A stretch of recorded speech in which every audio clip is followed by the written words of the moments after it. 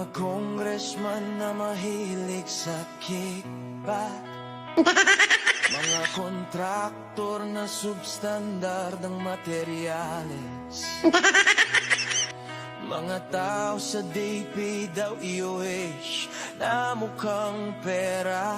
Nasaan ang puso nyo? Saan ang konsensya? Ano kaya ang pakiramdam habang kayo'y nakahiga sa yaman?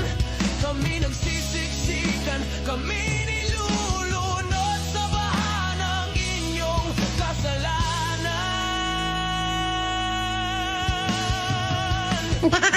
Nagbabayad ng buwis, pinaghirapan dugot, pawis, ngunit bakit ninanakaw lang? Mahiya naman kayo! Mahiya naman kayo! Congressman na mahilig sa kickback, mga kontraktor na substandard ang materyales,